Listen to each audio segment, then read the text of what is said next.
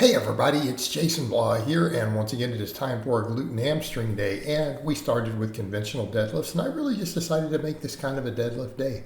I feel like almost here I'd rather do that and throw my good mornings into my leg day, like after squatting sometimes. So again, I actually did 2 warm-up reps today, and I actually filmed both of them, right, warm-ups, 405 and then 495, and then I went for my 585 single. So yeah, that's pretty much my whole warm up. I drink coffee first.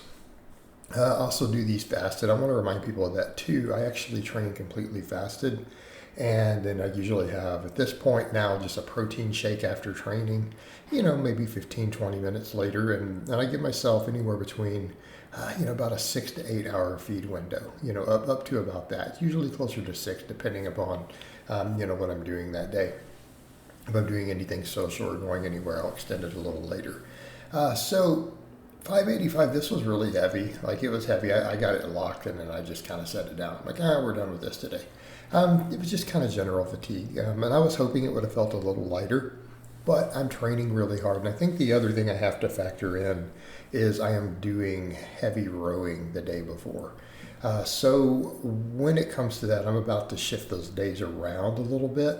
But again, what's interesting to me, in spite of that fatigue, I'm still coming in pulling, reasonably good weights.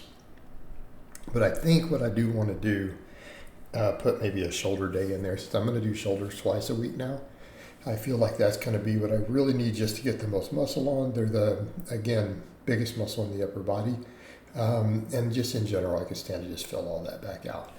Because my arms are getting a lot of work. Like, I'm doing a lot of arm work on these other days. And I'll discuss that in those vlogs, kind of what I'm doing with it. So on this day though, I feel like it's going to shortchange me a little bit if I'm not careful on the pulling.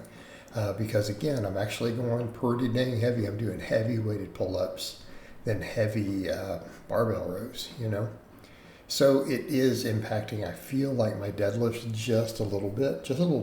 And it's only because those 585s have been a little bit grindy when I'm doing this with that back and bicep day the day before. But you've got to fit stuff together and make it work. When you're going to train 5 or 6 days a week, you just kind of have to make those things work.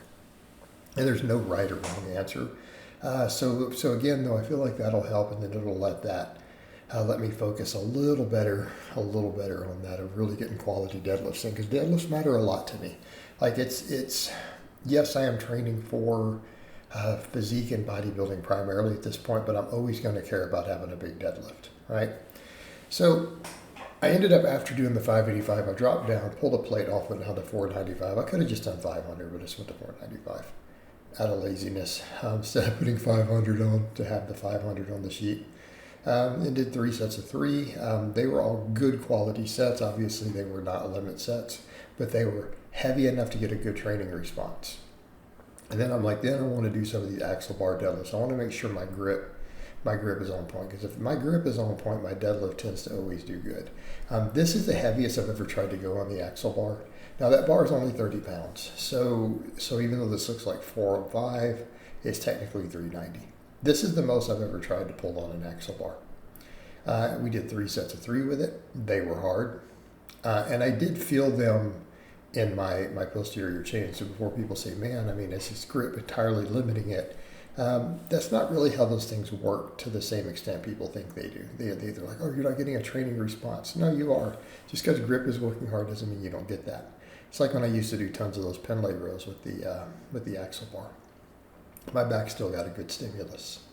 It's just that it's not the full limit, right? It's not the full limit. Doesn't mean you don't get growth. It's kind of like, look, triceps are not going to limit rep work on a bench press. They're just not. Pecs are going to be primary mover, but we know, based on the research, triceps still grow. Okay? We know they still grow. But yeah, these felt really good. Felt like it was a nice, solid amount of grip work, and I do want to keep blowing up my grip in forearms.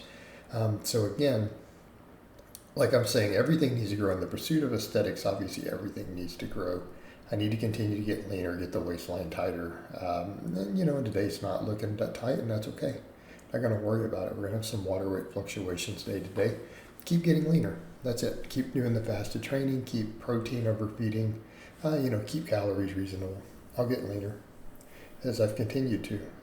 So after that, we did Glute Ham Raises, did my 3x10, although I struggled a little bit with the last set.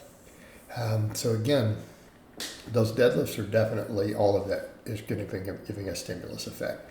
That was intense enough, we are getting a training response. Now these are harder in terms of direct hamstring work, right? So these are harder. So this gives me, again, with these added in, I'm going to not count the deadlift max as a work set.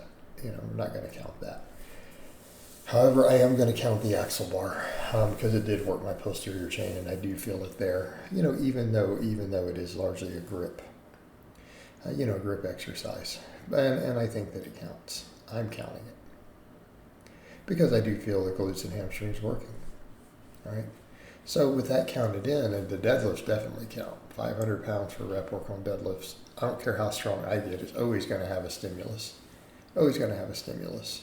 So this gave me 9 total sets for the posterior chain, and then of course we finish up with reverse hypers, which I'm working on doing stricter now. So what I ended up doing for that was 5 sets of those, and I threw a set of hanging leg raises in there also, just one more to make sure my abs get worked, make sure we get the extra grip training, and all of that.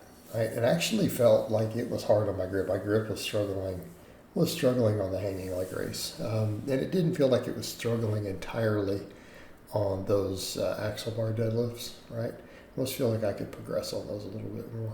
I feel like I could progress more. But again, we come in, we do 5 sets of reverse hypers. So now when that's thrown in, now we're up to 14 quality work sets, right? 14 quality work sets for glutes and hamstrings, which again, we're getting up into reasonable volumes.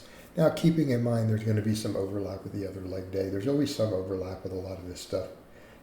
But the main thing is making sure that our baseline volume, is high enough. So even if I do some good mornings or whatever on the other leg day, sure, it'll carry over. But we still got a very robust training response, good amount of volume. So again, 14 total sets there, 14 total sets for that, and then a good set for abs and the hanging leg raise. And again, my grip got worked really hard and all this, and I'm going to keep doing a lot of stuff to make sure the grip does get worked because I'm strapping up for barbell rows and for shrugs now, and I want to make sure my grip and forearms continue to get stronger, continue to grow, and continue to improve. So again, just making sure we double down on all that a little bit, right? Just because we are strapping up for those things to move some heavier weight. But yeah, I don't feel there's much else to say in this vlog. I'm just going to let it run out. You guys will kind of see the exercises I'm doing there, and pretty happy overall with today's performance, other than the deadlift was a little heavier than I would have liked it to have been. So I hope it's been informative, and I'll talk to you guys and gals next time.